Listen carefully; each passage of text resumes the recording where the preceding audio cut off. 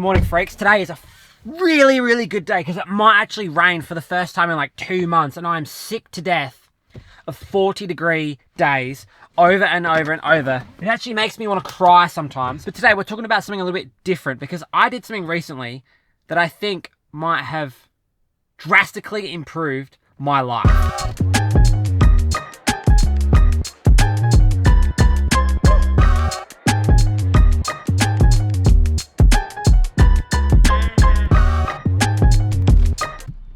So in an attempt to escape this insane heat that we've been having in summer, I started waking up an hour earlier than normal. So normally I get up at 5 and I've started getting up at 4 for the last 12 days in a row. And I don't know why, and I can't explain it just yet because it's only 8:58 and I need to do some research today.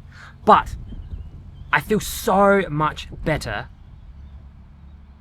throughout the entire day. I have a lower resting heart rate by 5 beats, and my heart rate variability has increased by like 25 milliseconds. It went from 100 to 125, and all I've done is just shifted my sleep schedule back 1 hour so that I go to bed at 8:30ish and I wake up at 4, and I feel fucking epic. It's absolutely insane. Now, this is not one of those videos that you've seen on the internet by some idiot steroid monkey that's telling you that when you're asleep, he's up grinding, you know, being an entrepreneur at 3 a.m. This is not one of those videos. This is actually a bit of a nuanced conversation about what is best for yourself and your own body. And I think self-experimentation is so important in trying to find what's actually best for your own performance. I don't know how much data and, you know, research there is on this kind of stuff, but I've never been a night person. I've always been a morning person. And now I think by leaning into that morning personness, I'm getting even better. And I wonder if there's any actual research on this shit. I don't know. I just find this stuff super interesting. There have been a couple of other things that I've changed in response to changing my wake up time, which I'll talk about a little bit later. But for now, I have to go to fucking work and get grinding. So let's fucking get to it.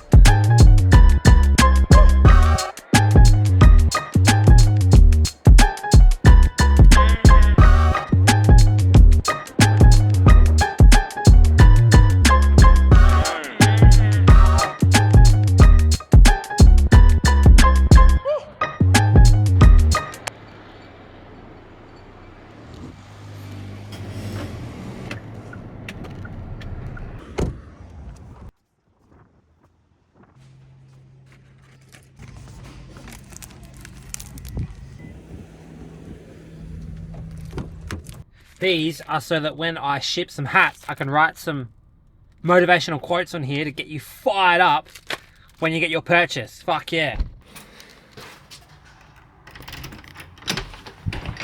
Okay, so I've been looking at the evidence throughout today, and it seems that there are some genetic components to being a night person or a morning person. And so leaning into those genetic traits might actually be advantageous to certain people, which is really interesting. But there are other components involved, such as sleeping patterns and the enforced circadian rhythm that you put on yourself. So essentially, there is a gun at your head, and it might not actually get triggered unless you trigger it yourself. So it's kind of the best article that I could really find. The investigation of effects of circadian rhythm in sport, a bibliometric analysis. I don't really know what that word means, but essentially what they said in this article, after looking at, I think it was 300 articles, or 300 manuscripts and 245 articles, very inconclusive. Essentially, they have no idea about anything that I just asked about.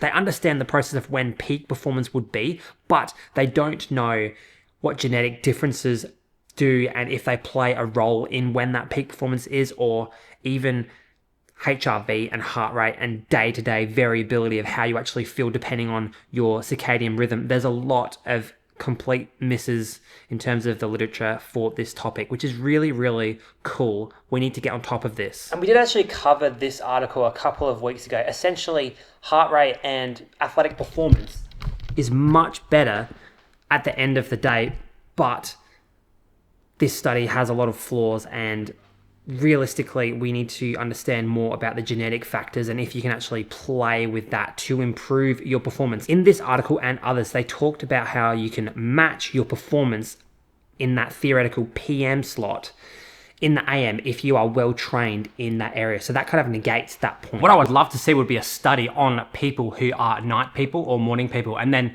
swap them around and see what their resting heart rates and their HRVs and how they're actually feeling after a week, 2 weeks, 3 weeks, maybe like a month or two, to see if they're actually getting better and adjusting to it, or if they still feel like absolute garbage. That'd be so interesting. But anyways, there are a couple of things that I've also done in this time period that could account for me feeling better and inherently getting better sleep and better recovery.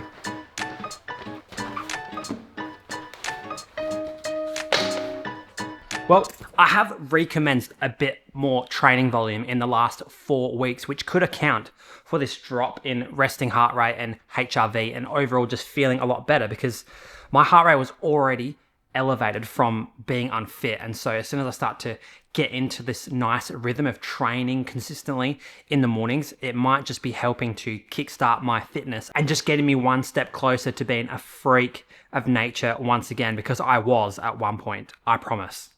Fuck.